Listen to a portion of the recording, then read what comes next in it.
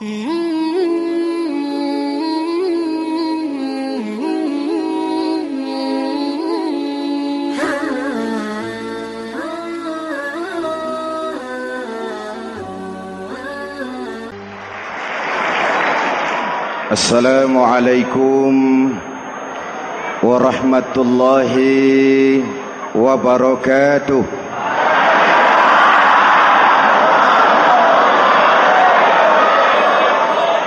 Alhamdulillahi rabbil alamin. Wassalatu wassalamu ala ashrafil mursalin Sayyidina wa maulana Muhammadin wa ala alihi wa sahbihi ajmain, amma ba'du. Para ulama yang saya muliakan, hadirin hadirat ma'asyiral muslimin yang saya cintai, banyak kita alami perubahan-perubahan yang terjadi, baik perubahan yang menyangkut sosial budaya, lebih-lebih yang menyangkut sosial politik. Yang tidak banyak mengalami perubahan adalah sosial ekonomi. Bahkan angka kemiskinan kita naik menjadi 3/5 dari total penduduk kita hidup di bawah garis kemiskinan, dan 20% diantaranya miskin mutlak. Perubahan-perubahan yang terjadi menyadarkan kita kepada kebenaran Al-Quran ketika Allah menyatakan wa tilkal ayyamu nudawiluha bainan nas. Hari itu kami putar di antara manusia. Ada saat datang, ada waktu pergi. Ada hari lahir, ada saat kembali, ada waktu dilantik, ada saat menyerahkan jabatan. Hari kami putar di antara manusia dan hidup cuma sekadar menunggu giliran. Soalnya kemudian di tengah perubahan-perubahan yang terjadi begitu cepat, what must we do now?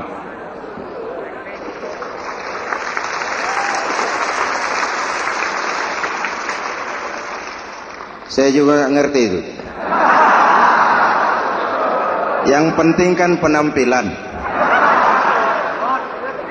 Saudara-saudara kaum muslimin di seluruh tanah air, jadi pemimpin adalah pelayan bagi orang yang dipimpinnya. Okelah, perbaikan ekonomi, pembukaan lapangan kerja baru kita serahkan kepada pemerintah, karena kita percaya mereka orang-orang terpilih belaka yang dipilih dengan kepercayaan akan mampu membawa rakyat keluar dari kesulitan. Amin. Tugas kita sekarang di zaman susah meluruskan akidah. Jangan sampai mbah dukun yang naik ke permukaan. Betul? Islam misinya yang pertama membebaskan manusia dari kemusyrikan. 13 tahun Rasul berjuang di Makkah, menanamkan akidah, meluruskan keyakinan, membentuk iman. 13 tahun membebaskan manusia dari belenggu kemusyrikan. 13 tahun menanamkan la ilaha illallah Muhammadur Rasul dengan seluruh konsekuensinya. Kalau saya yakin tidak ada Tuhan selain Allah, saya tidak akan minta tolong kecuali hanya kepada Allah. Saya tidak akan pernah takut kecuali hanya kepada Allah. Saya tidak akan menggantungkan hidup kecuali hanya kepada Allah. Saya tidak akan minta rizki kecuali hanya kepada Allah. Saya tidak akan melarikan persoalan kecuali hanya kepada Allah. Kalau konsekuen dengan keyakinan ini, mbah dukun nggak dapat tempat.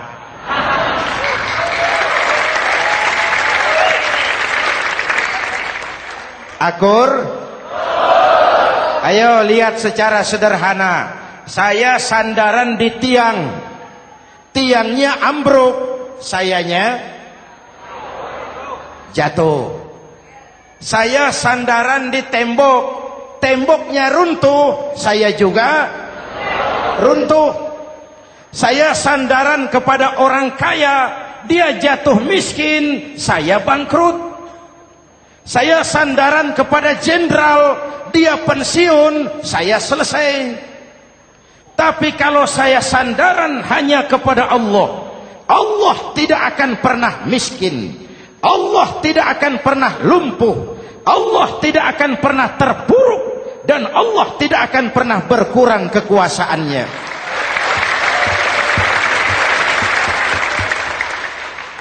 Maka umat Islam, sesulit apapun zaman yang kita hadapi, Allah juga tempat kita bersandar.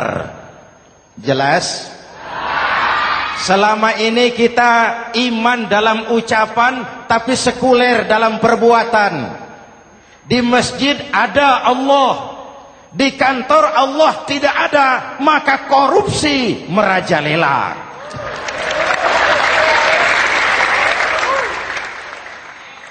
Di masjid ada Allah, di pasar Allah tidak ada, maka timbangan tetap curang. Kita iman dalam ucapan, tapi sekuler dalam perbuatan. Oleh karena itu, sesulit apapun zaman yang kita hadapi, iman jugalah pegangan kita. Allah juga tempat kita bersandar. Boleh zaman berubah, akidah jangan sampai goyah. Karena iman kita hidup, untuk iman kita berjuang, dan dalam iman kita ingin kembali menghadap Allah Subhanahu. Selama ini manusia Indonesia kita lebih banyak diisi otaknya, hati sering kosong, agama dangkal, akidah rapuh, moral rendah. Memang kemudian muncul banyak orang-orang pintar, cuma sayang tidak benar. Indonesia kita bangkrut, Indonesia kita terpuruk, Indonesia kita sakit parah kalau diurus orang yang cuma pintar tapi tidak benar. Kita perlu orang-orang pintar, tapi kita lebih perlu orang benar. Jelas? Kalau cuma pintar tapi tidak benar, itu yang sering saya sampaikan, nanti disuruh ngurus beras malah nimbun beras.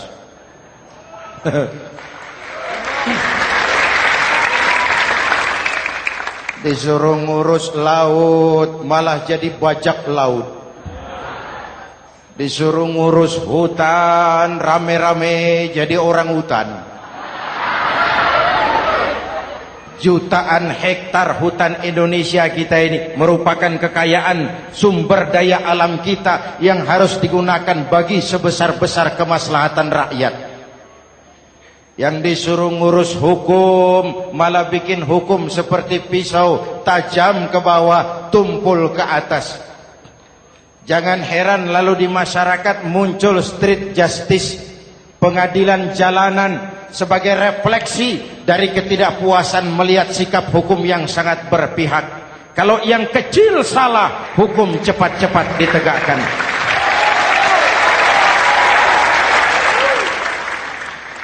Lihat saja sekarang ini kalau orang terkenal banyak uang punya masalah, antri yang bela. Betul?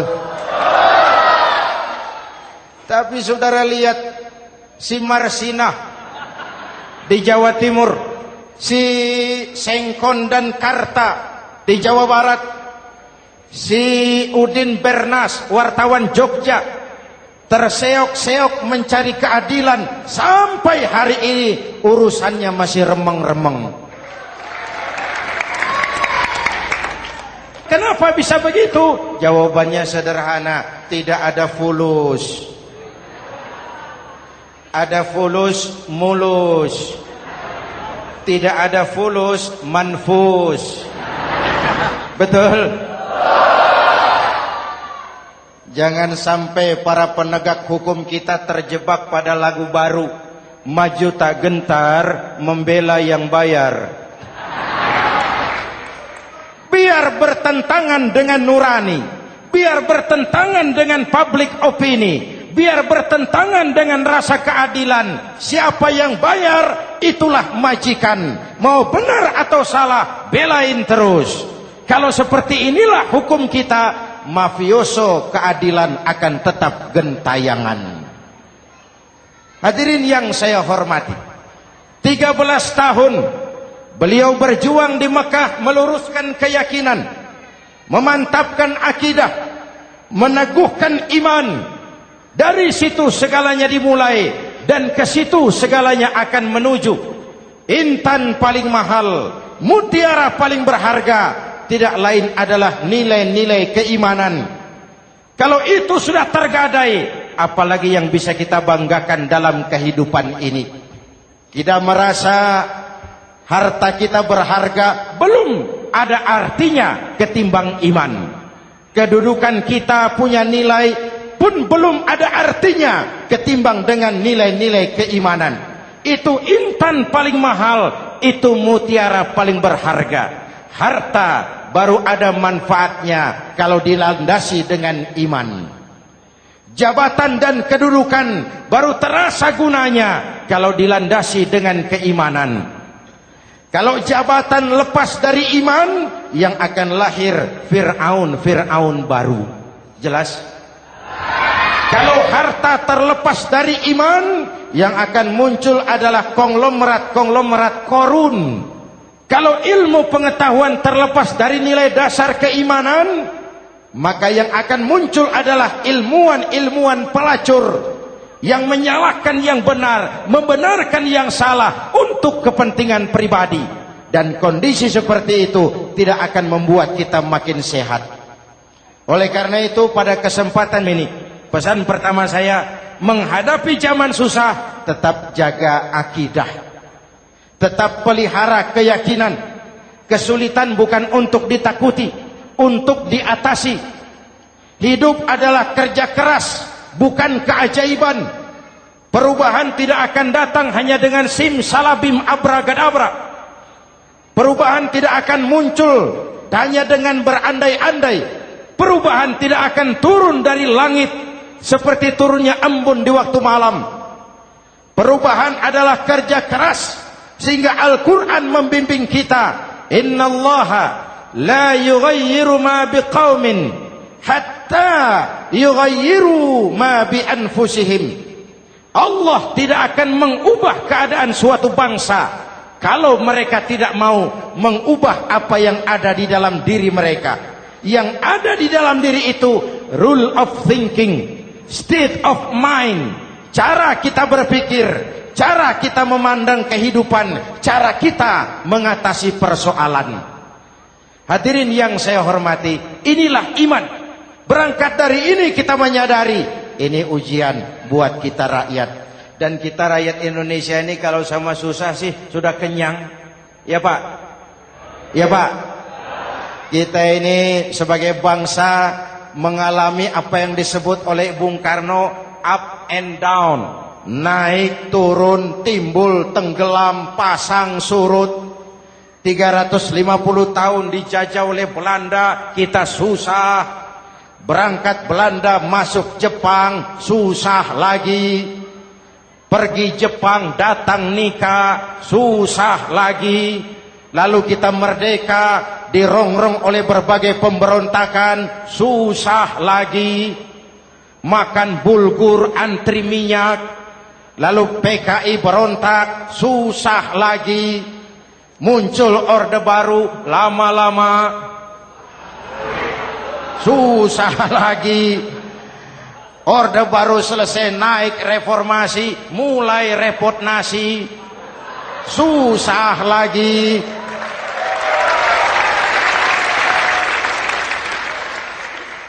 Kalau susah kita ini sudah akrab, sudah intim. Mestinya kalau sudah susah seperti itu, jangan salah sikap menyikapi kesusahan. Jangan sampai kita potong kompas, ambil jalan pintas, terjebak menghalalkan segala cara. Itu tidak akan menguntungkan, itu tidak akan menyelesaikan. Kalaupun selesai, nampaknya penyelesaian sesaat, dan penyelesaian sesaat bukan penyelesaian yang sebenarnya. Karena itu tetaplah dalam koridor keimanan. Boleh zaman berubah, akidah jangan sampai goyah. Silahkan masa berganti, tapi keyakinan jangan mati. Sekali la ilaha illallah, sampai tetes darah paling penghabisan, tetap la ilaha illallah. Sanggup? 3 orang. Sanggup? 21.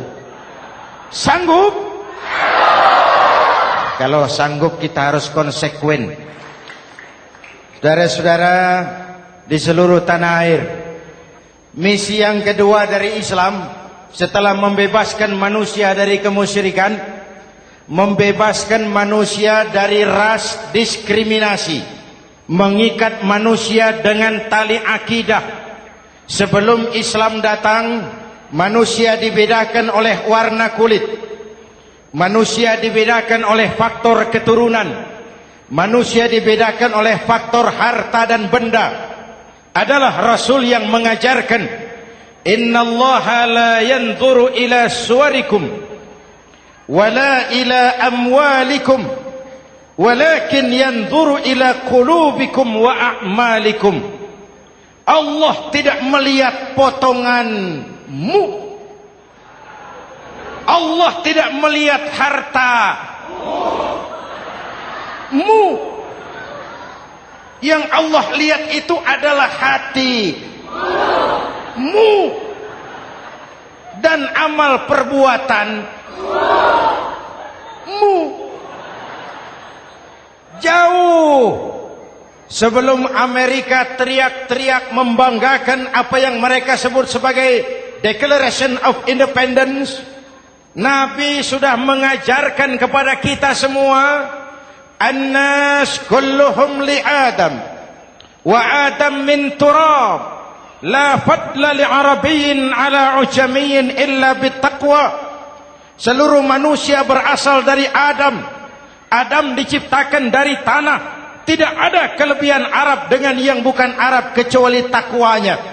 Jauh sebelum Amerika mencanangkan bahwa semua manusia dilahirkan sama, that all men are created equal. Jauh sebelum itu Islam sudah membebaskan manusia dari ras diskriminasi. Apa dalam konteks kekinian menghadapi zaman susah tetap jaga kerukunan?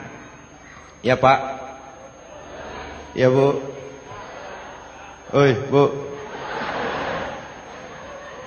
menghadapi zaman susah tetap jaga kerukunan, baik antar umat seagama, antar umat beragama, maupun antar umat beragama dengan pemerintah.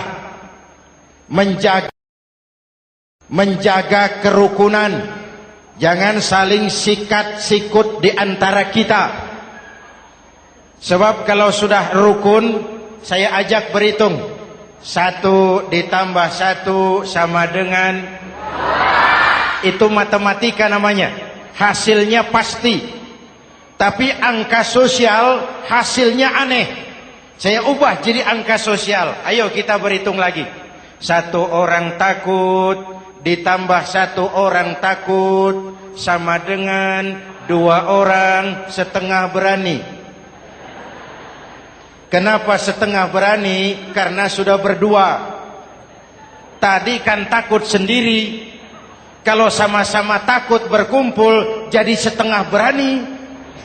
Kalau ditambah 1 orang takut lagi, 1 orang takut ditambah 1 orang takut ditambah 1 orang takut sama dengan 3 orang berani. Kenapa jadi berani? Karena sudah bertiga. Kita yang lemah, kita yang marginal, kita yang dikucilkan, bahkan kita yang dilecehkan, kalau mau rukun kita akan kuat dan tidak bakal dipermainkan orang.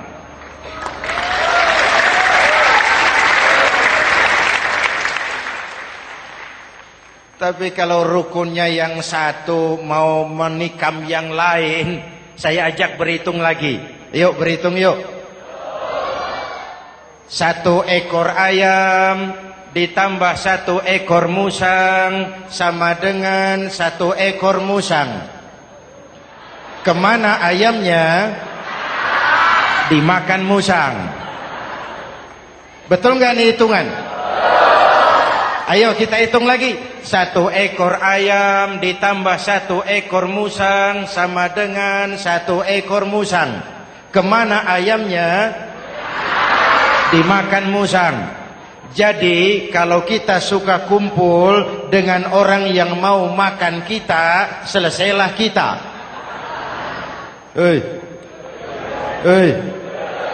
Maka kalau merasa kita ini ayam, yuk kumpul sama-sama ayam, pulang ke kandang ayam. Kalau ada ayam kumpul ke kandang musang, itu namanya ayam minum baygon. Jelas? Menjaga kerukunan. Pertama, antar umat seagama, sesama muslim harus saling menjaga, harus saling memelihara. Baik dia muslim yang jadi kapolri, baik dia muslim yang jadi kasat, baik dia muslim yang jadi pengusaha, baik dia muslim yang jadi petani, nelayan, guru, semua komit menjaga semangat kebersamaan, rukun antar umat seagama. Jelas? Jelas? Hadirin yang saya hormati, atas dasar itu saya ingatkan kembali, kita semua ingin persoalan terorisme dilepaskan kaitannya dari agama manapun. Tidak ada kaitannya terorisme dengan Islam, dengan Kristen, dengan Hindu, dengan Buddha. Tidak ada kaitannya terorisme dengan pondok pesantren.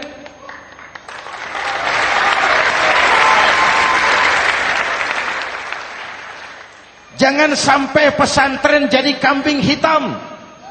Karena sejak zaman penjajahan, pesantren sudah terbukti memberikan kontribusi bagi perjuangan memerdekakan rakyat Indonesia. Rukun antar umat seagama. Yang kedua, rukun antar umat beragama. Islam ini rahmatan lil alamin. Jangankan manusia walaupun berbeda agama, binatang saja dihormati. Ada hadis, fa iza zabahtum fa ahsinuz zibhata. Kalau kamu menyembelih hewan, sembelihlah dengan cara yang terbaik. Jangan menyembelih ayam dengan pisau tumpul. Itu namanya tidak berperi kebinatangan. Yang kecil lagi, saudara buka babul istinja, makruh buang air kecil di tanah yang berlubang. Sebab apa? Pertama, menjaga kesehatan. Siapa tahu di lubang yang saudara buang air kecil itu ada gas beracun. Kalau tidak, melindungi binatang yang ada di dalam lubang. Siapa tahu di lubang yang saudara buang air kecil itu ada semut sedang rapat membahas terorisme.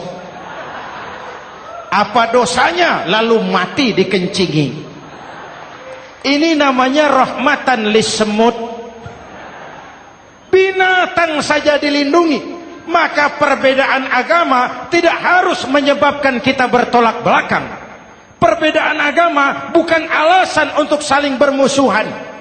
Apalagi kita sudah menyadari tentang kemajemukan kita, tentang kebinekaan kita, tentang keragaman kita. Rukun antar umat beragama. Saling menghormati, saling menghargai, tapi tetap dalam batas lakum dinukum. Lalu rukun antar umat beragama dengan pemerintah.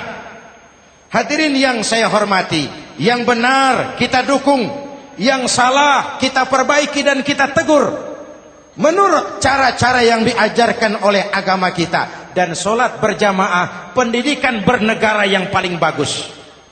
Tadi kita sholat ada imam, ada makmum. Betul? Makmum wajib ikut imam kalau imam benar sholatnya. Rakyat wajib ikut pemimpin kalau pemimpin benar mimpinnya. Masyarakat Islam ini loyal. Masyarakat Islam ini bukan pemberontak. Masyarakat Islam ini taat dan setia. Kapan? Kalau imamnya benar. Imam takbir, makmum. Imam ruku, makmum. Imam i'tidal, makmum.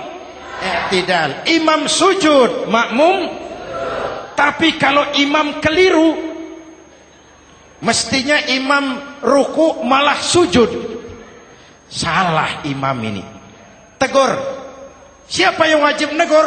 Makmum yang saf terdepan. Anggota DPR.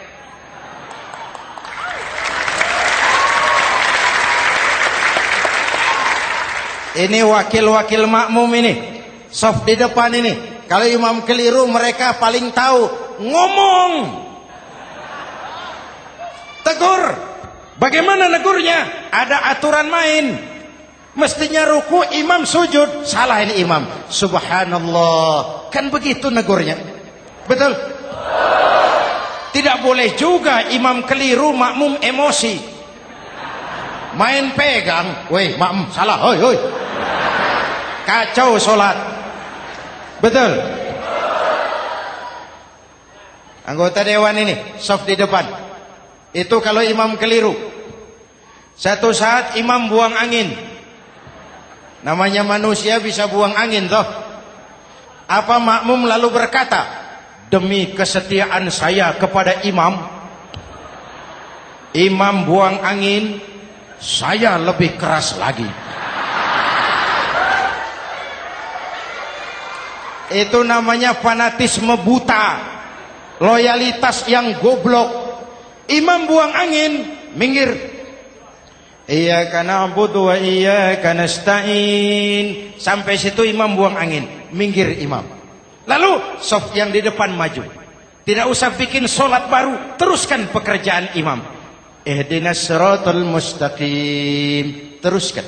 Kenapa? Kalau bikin sholat baru lagi, nanti buang angin lagi. Bikin lagi sholat. Kapan selesainya sholat? Kapan selesainya membangun negara ini?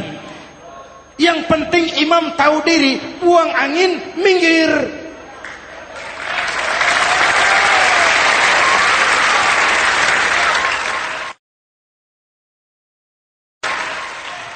Ini kacaunya sholat berjamaah kita sekarang. Kacaunya negeri kita sekarang. Banyak imam sudah buang angin, gengsi. Dia aja merasa nggak punya salah. Dikasih tahu sama makmum, imam tadi buang angin ya, malah jawab sedikit. Apa kalau sedikit lalu tidak batal sholat itu? Mekanisme kehidupan sosial yang diatur lewat tuntunan sholat berjamaah. Sehingga Nabi berpesan, kun imaman muta'an au ma'muman muti'an fala takun thalisan jazu'a. Kalau jadi pemimpin, jadilah pemimpin yang ditaati. Kalau jadi makmum, jadilah makmum yang mentaati. Jangan jadi golongan ketiga pemecah belah. Di depan tidak jalan, di belakang takut, ditaruh yang di tengah, di depan didorong, yang belakang ditendang. Ini namanya biang kerok. Saudara-saudara, dari uraian singkat ini saya ambil beberapa catatan pokok. Pertama, kalau ada intan paling mahal, kalau ada mutiara paling berharga dalam hidup kita, itu tidak lain adalah karena keyakinan. Hidup jadi indah, hidup jadi berharga, hidup jadi berarti kalau didasari atas sebuah keyakinan. Dan keyakinan itu tidak lain adalah nilai iman kita, akidah kita kepada Allah Subhanahu wa taala. Yang kedua, tetap menjaga kerukunan. Sesulit apapun zaman yang kita hadapi, kita tetap harus menjaga semangat kebersamaan. Kita harus tetap menjadi lem perekat yang menjaga keutuhan baik sebagai bangsa maupun sebagai umat. Perbedaan adalah wajar, harus dihormati sebagai ciri kehidupan berdemokrasi. Tapi jangan perbedaan menjadi sebab kita bermusuhan, dan jangan perbedaan menyebabkan kita saling berpecah belah. Hormati perbedaan, jangan perbedaan dipandang sebagai permusuhan.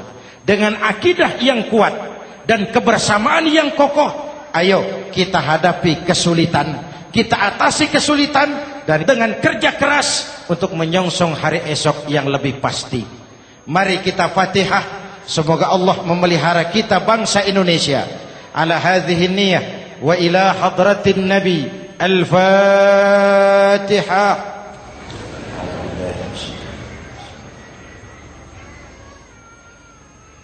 Iyyaka na'budu wa iyyaka nasta'in. Ihdinas siratal mustaqim. Siratal ladzina an'amta 'alaihim. Bismillahirrahmanirrahim. Amin. Alhamdulillah Rabbil Alamin. Allahumma salli wa sallim mubarak ala Sayyidina Muhammadin wa ala alihi wa sahbihi ajma'in. Allahumma Rabbana taqabbal minna salatana wa siyamana wa qiyamana wa takhashu'ana wa ta'abbudana wa tammim taksirana ya arhamar rahimin. Allahumma aslih man fi salahihi salahul muslimin. Allahumma ahlik man fi halakihi salahul muslimin. Allahumma Rabbana la tu'akhizna in nasina aw akhtana. Rabbana wa la tahmil alaina isran kama hamaltahu ala alladhina min qablina. Rabbana wa la tuhammilna ma la taqata lana bih wa'fu 'anna waghfir lana warhamna anta maulana fansurna 'alal qaumil kafirin. اللهم اجعلنا من السعداء المقبولين ولا تجعلنا من الأشقياء المردودين. أفضل ما قلته أنا والنبيون من قبلي لا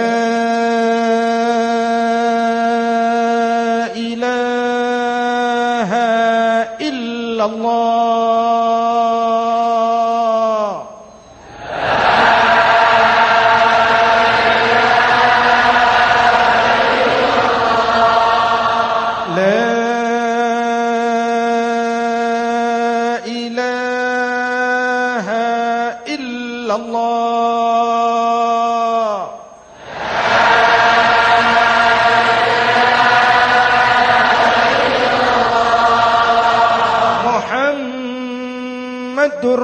Rasulullah